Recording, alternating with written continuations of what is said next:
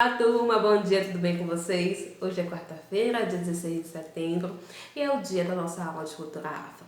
Mas hoje nós iremos fazer a nossa revisão. Quem já fez a revisão, faz a correção e quem não fez, pega e acompanha junto comigo, tá ok? Então vamos lá, eu vou lendo, vou respondendo e vou explicando um pouco dos conteúdos para vocês. Qualquer dúvida, vocês sabem que podem me chamar no privado. Primeira questão. No Brasil, temos uma diversidade cultural gigantesca e uma das mais conhecidas é a cultura sertaneja. Qual é a origem dessa cultura? Descreva seus principais aspectos. Bom, a cultura sertaneja surgiu lá atrás, no período colonial, logo depois da cana-de-açúcar, quando eles começaram a criação do gado. Antes, a criação do gado era somente para sua sobrevivência, para ser fonte de alimento, né, para todos aqueles que trabalhavam, para as famílias. E logo depois eles começaram a perceber que o gado também seria uma fonte de renda. Porém, o que acontecia? Eles não podiam fazer a criação do gado onde era feito o cultivo da cana-de-açúcar, né? Que era cheio de água, banhado pelo Rio São Francisco. Então, o que eles fizeram? Eles foram para os sertões, para as áreas secas. Aí foi que se deu origem à cultura sertaneja. Eles foram para essas áreas secas, né? Para o sertão. E foi quando tudo começou. Ou seja, a cultura sertaneja deu sua origem logo depois da cana-de-açúcar com a criação do gado no sertão. Tá bom? Quais são os principais aspectos dessa cultura sertaneja? É a vida simples, a vida no campo, a comida simples, o trabalho, né, com a mão de obra, trabalho feito à mão, o cultivo de alimentos para o seu próprio consumo, a música sertaneja, o cordel. Esses são os seus principais aspectos. Segunda questão, que está aí como número 1, mas foi um erro de digitação. A expressão "o filho do boto" é usada quando uma mulher não sabe de quem é o filho que está esperando. Ela existe graças à lenda do boto cor-de-rosa, pois, segundo a lenda, o boto cor-de-rosa transforma-se em um homem nos dias das festas de São João e levava as moças para perto de um rio e quando já estava dormindo, ele colocava um bebê dentro da barriga dessas moças. Então, nessa segunda questão aí, a resposta é a letra A. Assim como a lenda do boto cor-de-rosa, existem outras lendas que fazem parte da cultura, da tradição do folclore, que são as lendas, as tradições culturais, toda a cultura de um povo, tá bom?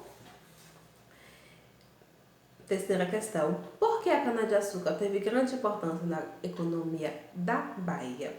Porque foi a primeira grande riqueza agrícola e industrial durante muito tempo, foi a base da economia.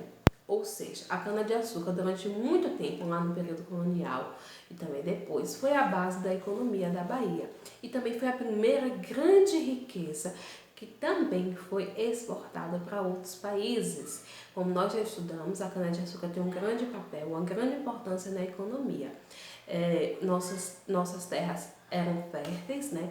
Eram terras propícias para a plantação, então a cana-de-açúcar teve um desenvolvimento muito grande e passou a ser exportada para os portugueses, porque eles gostavam do açúcar, do melaço, da cana, e era exportada. Então, durante muito tempo, ela passou a ser a base da economia da Bahia e também foi a primeira grande riqueza agrícola e industrial do nosso país, tá bom?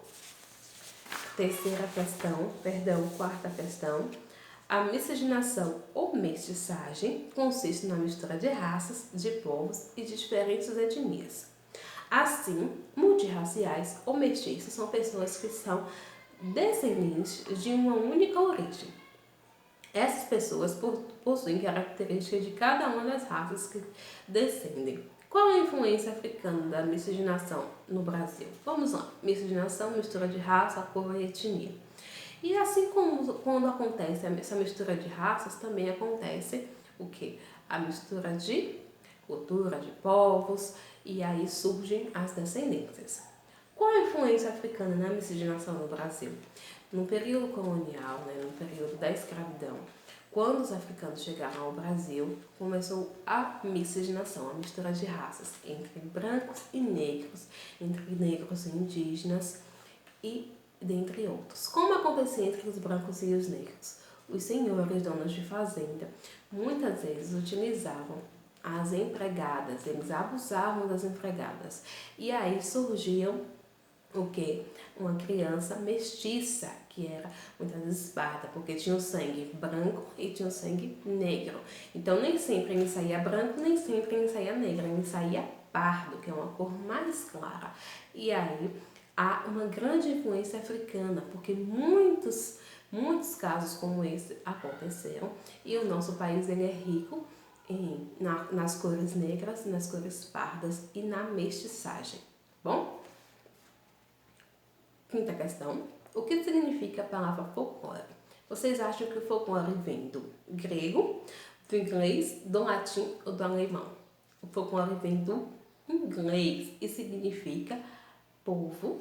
Folk significa povo e lore significa cultura, ou seja, cultura de um povo. O folclore é a cultura de um povo. Sexta questão.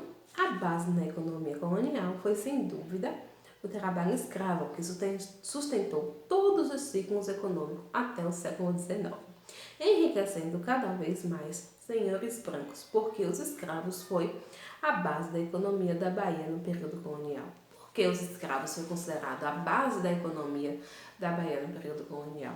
Nós falamos agora há pouco na questão que o açúcar foi também considerado a base da economia, né?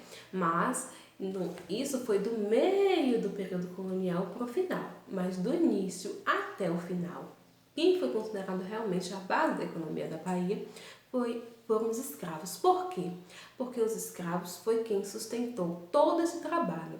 Se a cana-de-açúcar ela acabou ganhando repercussão, ela acabou ganhando a exportação, sendo predominante com uma primeira grande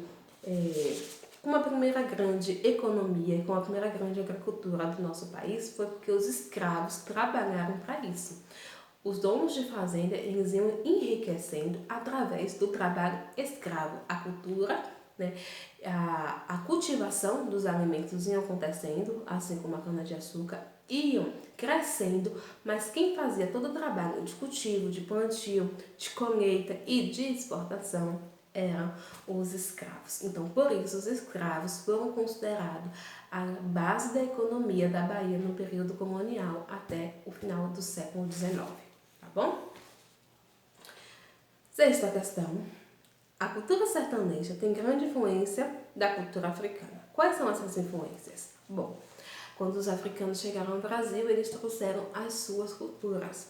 E, chegando ao Brasil com suas culturas, eles passaram a influenciar, né, os que já estavam aqui, criando uma nova cultura, que é a cultura afro. E quais são essas influências? A dança, as comidas típicas, as suas crenças religiosas, o modo de vestir e a vida simples, a vida no campo. Então, turma, essa foi a revisão de vocês, foi a última questão que nós trabalhamos. Qualquer dúvida, vocês podem estar me chamando no privado, prestem atenção, não deixem de responder. Lembrando que a revisão vai ficar com vocês, na mão de vocês, tá bom? Para estudo. Qualquer dúvida, me chamem que eu estou à disposição.